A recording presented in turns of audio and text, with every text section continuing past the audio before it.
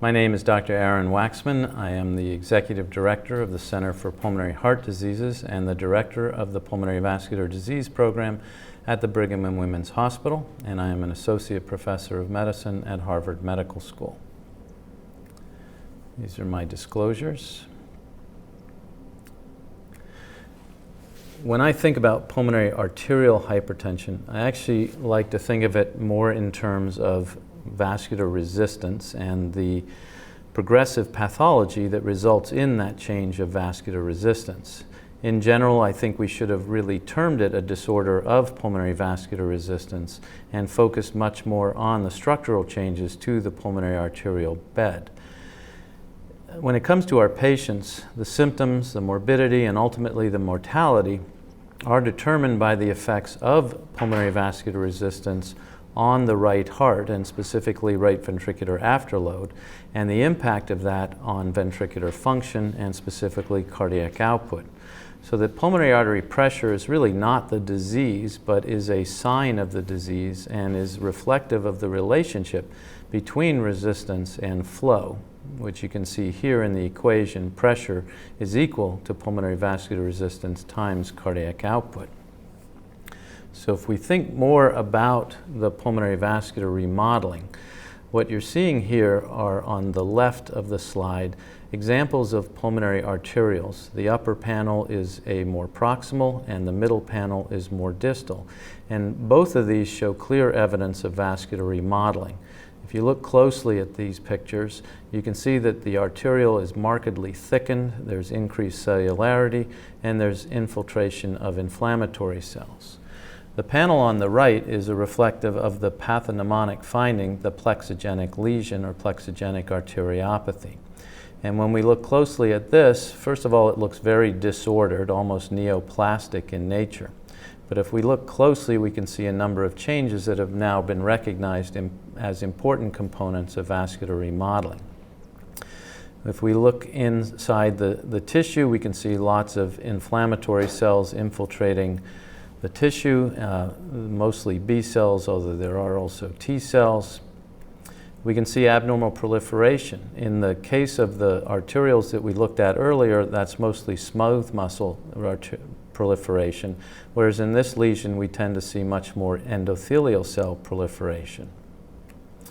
We can also see hypertrophy, and hypertrophy can certainly be a consequence of the changing physiology, but can also be mediated by some of the growth factors and inflammatory mediators that are circulating. And lastly, we can see differentiation of cells, where cells of one type, like myofibroblasts or other connective tissue cells, may migrate into this tissue and transdifferentiate into vascular elements. The last panel is here on the lower left. This is also an example of a plexogenic lesion, and the point here is that you can see these small pink cells.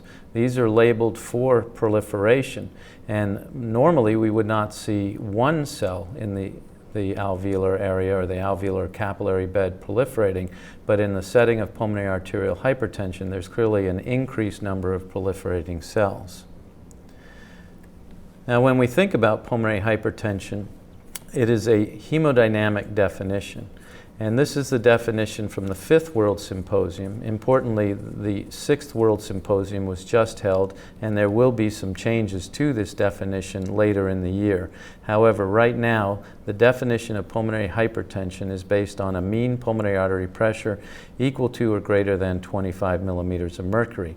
To call something pulmonary arterial hypertension, it implies precapillary disease where the mean pulmonary artery pressure is increased out of proportion to the left atrial or pulmonary capillary wedge pressure, so that a normal pulmonary capillary wedge pressure generally is less than 15, and truthfully a normal pressure is around 12 millimeters of mercury.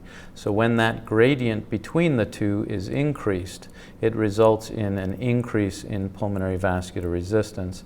And you can see the final component of the definition is the pulmonary vascular resistance being greater than 3 Woods units.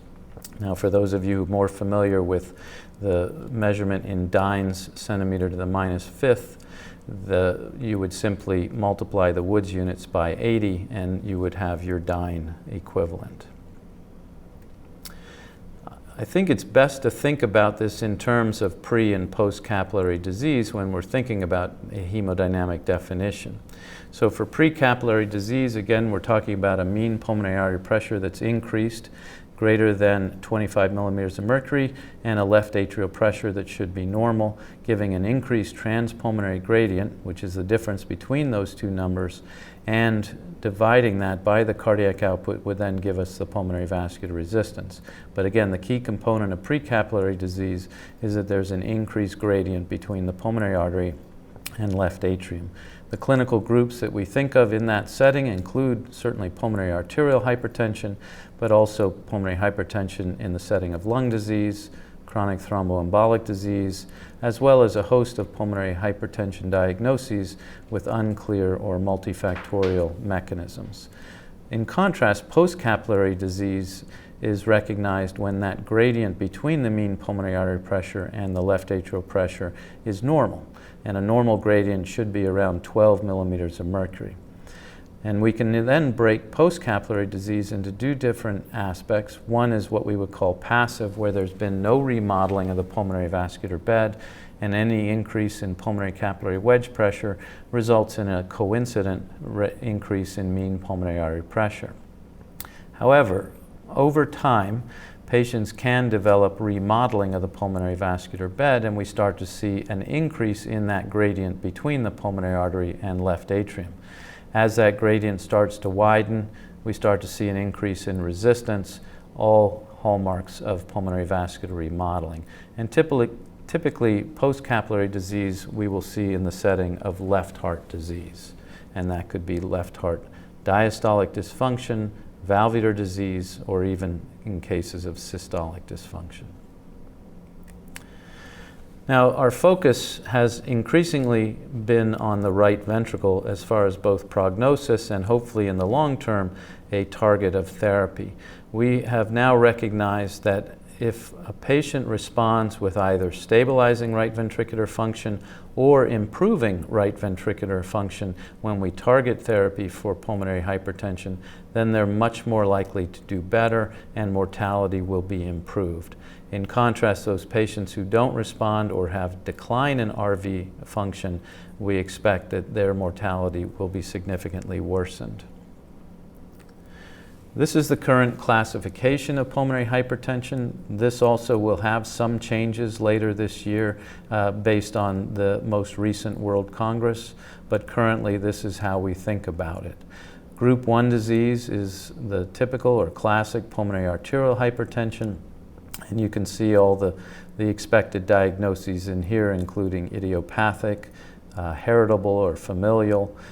Those are often broken down into different genetic subgroups, especially BMPR2 mutations and ALK1 mutations. Drugs and toxins are a very important associated cause, and specifically methamphetamine is probably one of the most important current causes of pulmonary arterial hypertension. I think the biggest group of patients that we think of in Group 1 are those with connective tissue disease, especially scleroderma, rheumatoid arthritis, systemic lupus, or mixed connective tissue disease. HIV infection has a known association, as does advanced liver disease with portal hypertension, and then of course congenital heart diseases. Probably the most important disease subgroup in the world is schistosomiasis, which accounts for probably more than 30 million patients worldwide. If we look at Group 2 disease, as we've already mentioned, that is the group that's associated with left heart disease. And probably an important under-recognized category are Group 3 diseases, those associated with hypoxic lung disease, especially those with advanced chronic obstructive pulmonary disease or with advanced interstitial lung disease. But there's certainly association with other lung diseases. We often talk about sleep disordered breathing as being an important cause. Generally, that will result in only mild pulmonary hypertension, whereas those more advanced hypoxic lung diseases, we can see fairly severe pulmonary vascular remodeling. Chronic thromboembolic pulmonary hypertension is important to rule out in all cases of pulmonary hypertension because it's the one disease that could be potentially cured with surgical intervention and thromboendarterectomy. And lastly, there's a catch-all grouping pH with unclear multifactorial mechanisms, or group 5. This includes lots of different underlying diagnoses which as yet don't have a clear mechanistic overlap. I think the best way to really get a sense of how we take care of and manage patients with pulmonary hypertension is to review a case. This is a patient who presented to our clinic now several years ago. When we first met her, she was 33 years old. She had had 2 pregnancies, one productive of a live, healthy boy, and then one spontaneous abortion. Her other past medical history was notable for Raynaud's disease. When we first met her, she had had 3-year history of dyspnea on exertion, but about 6 months prior to our seeing her, it had become much more rapidly progressive. Importantly, over that time frame, she had been empirically diagnosed with asthma and empirically treated with a long-acting beta agonist and inhaled corticosteroids. Those medications had no impact at all, and in fact, she had been treated with multiple steroid tapers also with no effect. And I think one of the important learning features here is that she had never had pulmonary function testing to confirm the diagnosis of asthma. Now, the only reason she was referred to our clinic is because 1 month prior to our meeting her, she had had a chest x-ray because of a gynecologic surgery that was coming up, and she had mentioned to the pre-screener that she was having some shortness of breath. And I will show you that chest x-ray shortly, but it revealed enlarged pulmonary arteries. And by the time we met her, she was very symptomatic when climbing stairs. She could get to the top, but was very winded and sometimes lightheaded while she was climbing those stairs. Just to review, her past medical history was notable for Raynaud's and, again, this questionable diagnosis of asthma. Her family history was fairly unremarkable for pulmonary or cardiac disease, and no history of thromboembolic or pulmonary vascular disease. Social history was unremarkable, and she certainly had no recreational drug use that she admitted to or that was of a concern. By the time we'd seen her, she had stopped her inhalers because they weren't working, so she was on no medications. You can see her baseline physical exam here. Heart rate was a little bit high, blood pressure was a little bit low. Those are fairly typical findings on our patients with more advanced pulmonary hypertension. And I think the other important finding was an oxygen saturation of 93%, which is clearly abnormal and not typical of a patient with asthma. Her jugular veins were not distended. She did have some bibasilar soft rales at the bases, but they generally cleared with a deep breath or cough. Cardiac exam was fairly unremarkable, and she did have some 2+ lower extremity edema, which she said that she got once in a while. We did do pulmonary function testing, which were notable for a mild restrictive defect. There was no evidence of obstruction and no reversibility with bronchodilators. And the diffusing capacity was markedly reduced. This is typical of what we see with advanced disease, and we think that the restrictive defect was reflective of the increased stiffness of the vessels, which gets imparted to the parenchyma over time. The diffusing capacity is an important finding. Generally, that will be the first thing that starts to decline in patients with pulmonary vascular disease. So it should be a bit of a flag when you see a patient who has otherwise normal pulmonary function tests, no smoking history or other concern for obstructive disease, who has a mildly decreased diffusing capacity. That could reflect underlying pulmonary vascular disease in a patient who's short of breath.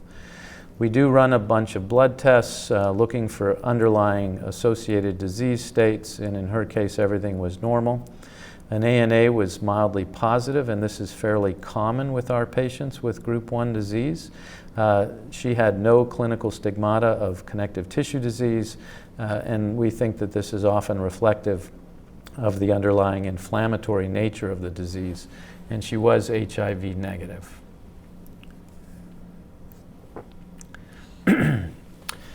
Here you can see the chest radiograph, and I've put black arrows on the pulmonary arteries, which are markedly enlarged. And the black arrow on the left side of the chest also shows that there is a loss of the aortopulmonary window, which is obscured by an enlarged pulmonary artery. The other findings on the chest radiograph, the white arrow shows some mild pruning of the distal vasculature where they're tapering down more abruptly than normal vessels would. I think another subtle finding is that when you look at the cardiac silhouette, the right ventricle does extend slightly beyond the vertebral column. All of these are subtle findings, and certainly we wouldn't expect anyone to make a diagnosis based on a chest radiograph. We do 6-minute walks on our patients, and here you can see her baseline 6-minute walk. A patient this age who's otherwise healthy should be able to walk more than 600 meters, so this suggests she's quite compromised. The Borg scale, for those who are not familiar, is a 1 out of 10 shortness of breath scale, much like a pain scale. So a Borg of 5 would suggest she's quite limited because of shortness of breath. And another important finding is that she desaturated to 89%, which again is something we don't see with asthma and suggests fairly advanced disease.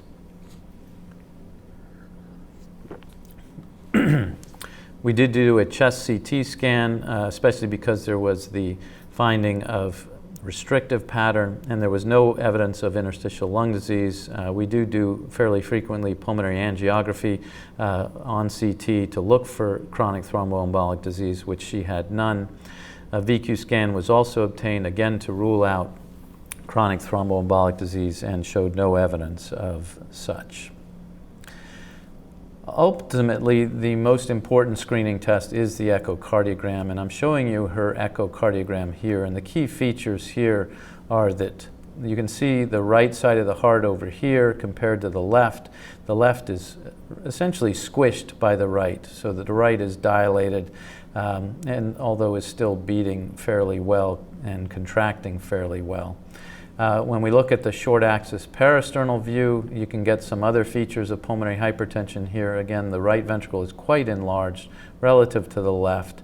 There is some flattening of the septum between the two, and that's happening at systole, consistent with pressure overload of the right heart. And there is a small pericardial effusion, which we often see in more advanced disease.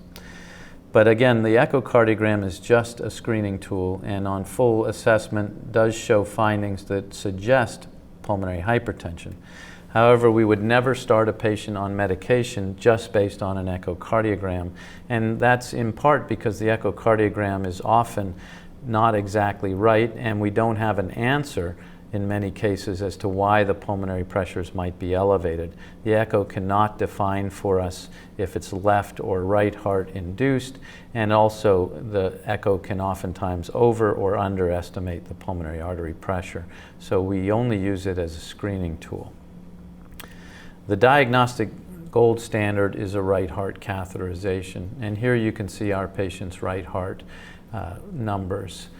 The first number we get is the right atrial pressure here of 25 millimeters of mercury. Remember, a normal right atrial pressure should be 12 millimeters or less, so this is quite elevated, and this would suggest significantly advanced disease, and as a prognostic indicator, this raises significant concern. We also have the right ventricular pressure here, 87/12, with a right ventricular end diastolic pressure of 22, and that reflects the stretch on the right ventricle. And same thing for the right ventricle, the end diastolic pressure should be under 13. Here's the pulmonary artery pressure, and it's markedly elevated. You can see the systolic and diastolic pressures here, and the mean pulmonary artery pressure of 54. And remember, we had defined normal as equal to or greater than 25 millimeters of mercury. This is the left atrial pressure, which also it's under 15, but normal really should be under 13. But nonetheless, we would consider this a normal wedge pressure, probably suggesting some impact of that septal bowing into the left ventricle. And we can then look at the gradients between the pulmonary artery and left atrium. TPG is the transpulmonary gradient, which is the difference between the mean pulmonary artery pressure and pulmonary capillary wedge pressure, and 40 is significantly increased, suggestive of a significant increase in resistance. The other important gradient we looked at is the diastolic pressure gradient, which is the difference between the wedge pressure and the PA, or pulmonary artery diastolic pressure. This should be 6 or less. If it were 6 or less, it would suggest an impact of left heart disease on the pulmonary vascular remodeling. But with this picture, it's clearly all precapillary pulmonary arterial hypertension. And here you can see the cardiac output and cardiac index and the calculated pulmonary vascular resistance. And this is clearly markedly elevated.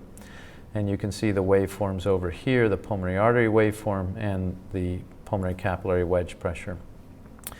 Now, we do pulmonary vasodilator testing on all of our cases in the cath lab with every right heart cath.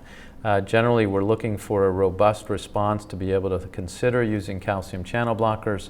The vast majority of our patients have a small response at best, if any, and are not calcium channel blocker candidates.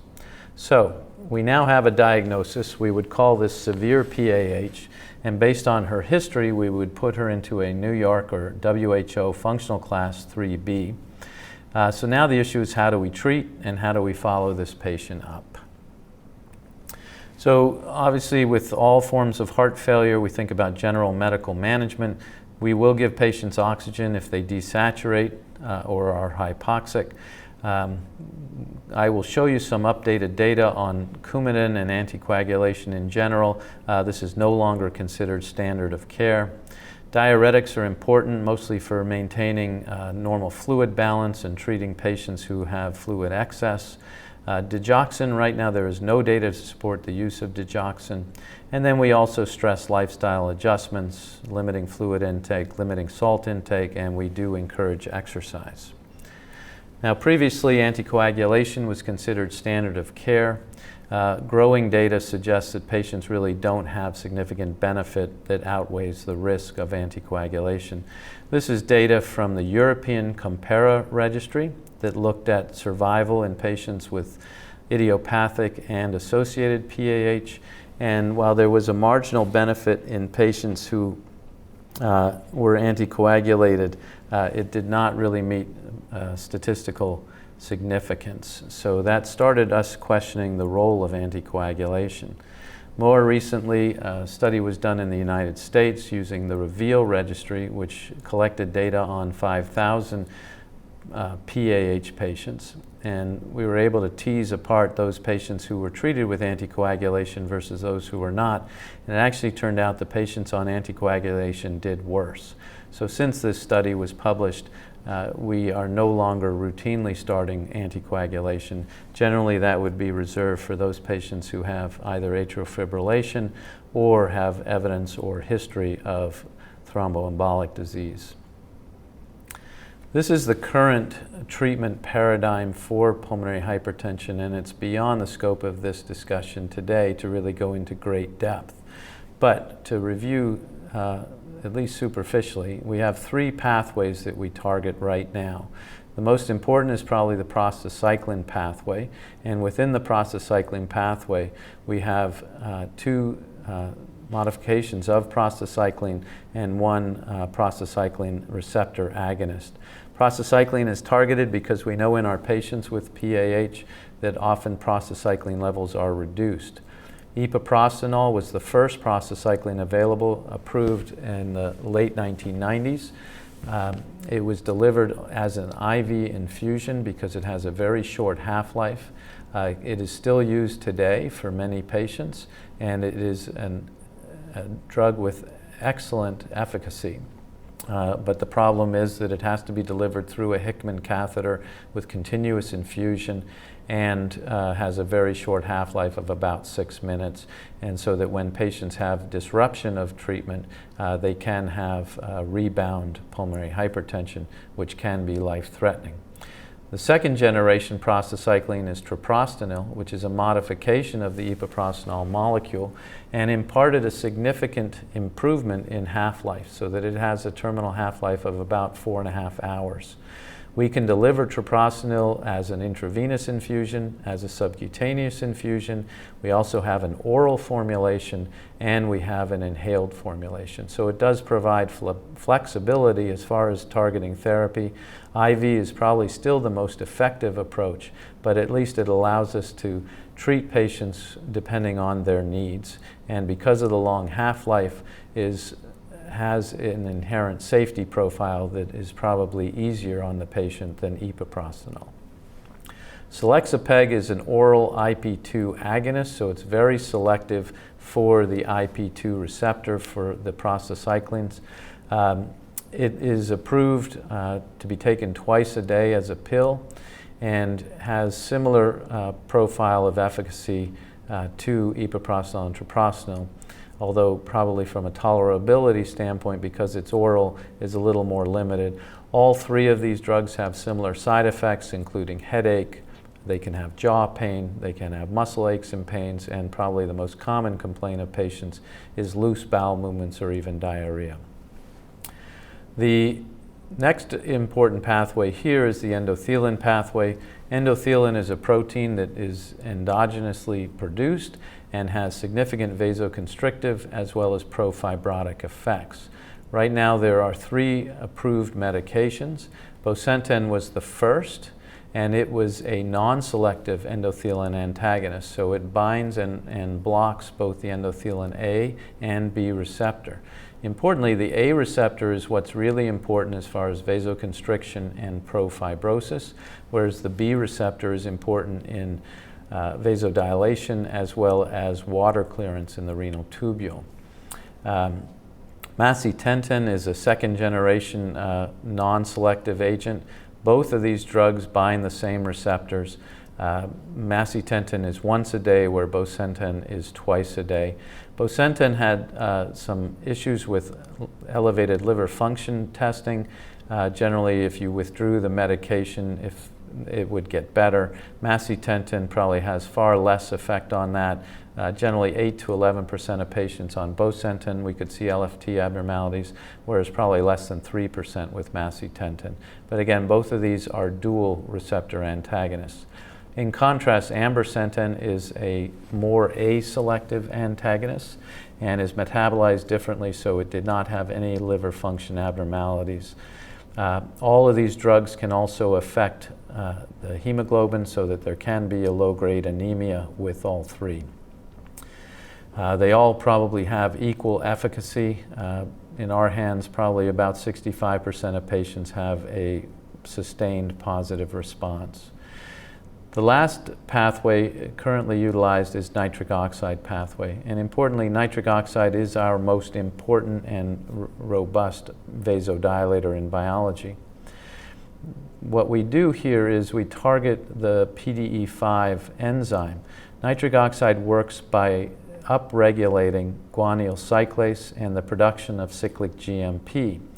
PDE5 inhibition simply blocks the breakdown of cyclic GMP. And we have 2 medications in that category as far as the PDE5 inhibitors. The first was sildenafil. Sildenafil is taken 3 times a day and is fairly well tolerated. Probably its important side effect would be headache more than anything else. Tadalafil came along after sildenafil, and the big difference here is that tadalafil is taken once a day. In contrast, riociguat is the newest agent in the nitric oxide pathway. Riociguat is a soluble guanylyl cyclase stimulator, so it actually upregulates the production of cyclic GMP. These drugs should not be taken together, that is the soluble guanylyl cyclase stimulator with the PDE5, because it can lower people's blood pressure. These are also contraindicated in patients who might be on nitrates for the same reason.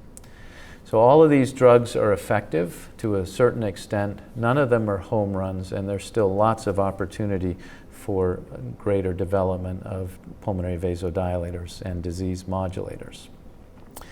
Just a word on the intravenous infusion of these medications. Right now we have 3 technologies available. Probably this pump, the CAD pump, is the longest pump that's been utilized. It was originally developed for oncologic purposes, and it was adapted to epoprostenol infusion, and also can be used for treprostinil. Because treprostinil can be given intravenously as well as subcutaneously, this pump was used for subcutaneous infusion. The downside of subcutaneous infusion is that treprostinil is quite irritating and an inflammatory mediator, so patients would often have significant pain at the infusion site. But clearly, if the patient is not someone who can handle a Hickman catheter, this provides an equal opportunity to get the medication. The newest technology you can see over here, this was just approved by the FDA. It makes use of a long-standing Synchromed 2 implantable pump system that can be refilled using a needle into this small aperture through the skin. It contains 40 cc's of drug and is delivered through a tunneled catheter into the superior vena cava, essentially the same place we would place a Hickman catheter. The beauty of this whole system is that it's all under the skin, all implanted. It eliminates all the concerns of a Hickman catheter, including dislodgement or infection, and it's been extremely well tolerated as part of a clinical trial, and as I mentioned, just received full FDA approval this summer. Now, thinking about the future and how we treat patients with pulmonary hypertension, more and more we think of it as much like a neoplastic process.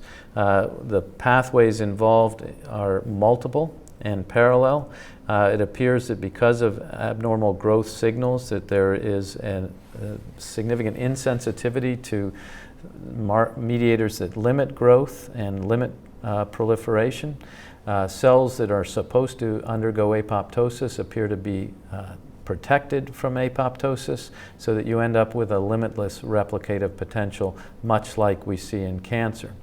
There also appears to be evidence of sustained angiogenesis, although in a disordered way, much like I showed you in the beginning with a plexogenic lesion. The two features of cancer that we have not identified would be tissue invasion and metastasis. However, increasingly recognized is this alteration in cellular metabolism, much like the Warburg effect, is now well recognized as a feature of the disease. This brings up the approach to treatment and the rationale for combination therapy. If you think about any of the complicated diseases that we manage out there, from cancers to heart failure to HIV, we would always use combination therapy. And clearly pulmonary hypertension involves multiple pathways, so it makes sense.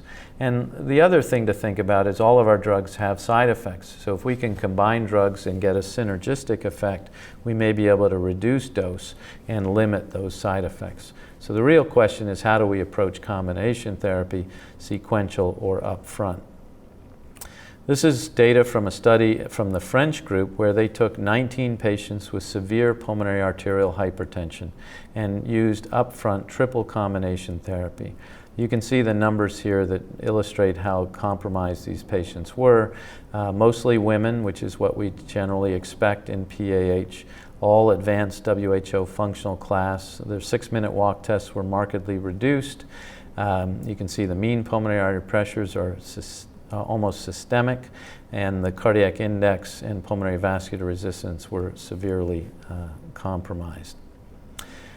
The study looked at patients, giving them prostacyclin in combination with a phosphodiesterase 5 inhibitor and an ETRA. And here you can see the data over time, where there was marked improvement in functional class, in 6-minute walk distance, improvements in hemodynamics, and specifically the cardiac index, and reductions in pulmonary vascular resistance. And this is just a graphical display of those improvements. And this suggested that treating patients more aggressively, just like we would with a cancer, had very significant improved outcomes. This led to the development of the AMBITION trial in the United States, where we performed a randomized double-blind study comparing upfront combination therapy, where we used combination of ambrisentan, an endothelin antagonist, and tadalafil, a phosphodiesterase 5 inhibitor, comparing it to monotherapy with one or the other drug. All patients enrolled were either a functional class 2 or 3, and they were enrolled in a randomization pattern of 2 to 1 to 1. That is combination therapy over monotherapy with one drug versus the other. And you can see there the breakdown of the numbers. It was fairly evenly distributed. Patients were followed until there was a clinical decline event, and this was defined as death from all cause, or hospitalization for worsening pulmonary arterial hypertension, any finding of disease progression, such as decline in 6-minute walk test or decline in WHO functional class, or an unsatisfactory long-term response to treatment. We saw impressive results with an upfront combination compared to monotherapy alone. There was a significant reduction in the risk of clinical failure, and this actually showed up importantly in reduced hospitalizations, reduced need for additional therapy, and also reductions in treatment failures. And what was really important here too was that those patients who were functional class 2 had no hospitalizations during the treatment trial, which is quite impressive response. We also looked at a number of different secondary markers of improvement, including improvements in NT-proBNP. There was improvement in 6-minute walk distance, and no real change in WHO functional class. So overall, this was consistent with upfront combination therapy, really defining the best approach to therapy for these complicated patients. So getting back to our patient, as we talked about, she was diagnosed with severe pulmonary arterial hypertension. The plan for treatment with her was to start her on intravenous prostacycline. In her case, we used treprostinil via Hickman catheter and external pump. After several weeks, she was also treated with tadalafil as a phosphodiesterase 5 inhibitor, and she had a very good clinical response. She was feeling better, she was walking further, her functional class improved significantly, and as expected, we did not see significant change in echocardiographic assessment of pressure. Her RV size and function did show improvement. It's fairly common that we don't see dramatic changes in hemodynamics for a significant period of time with aggressive pulmonary vasodilator therapy. So to summarize then, pulmonary hypertension, and specifically pulmonary arterial hypertension, is a complex disease with a complex pathogenesis. It is often picked up by a screening echocardiogram, and again, cardiac echo is an excellent screening tool, but not a diagnostic tool. Right heart catheterization is essential for diagnosis, and we would never start a patient on treatment without a right heart catheterization.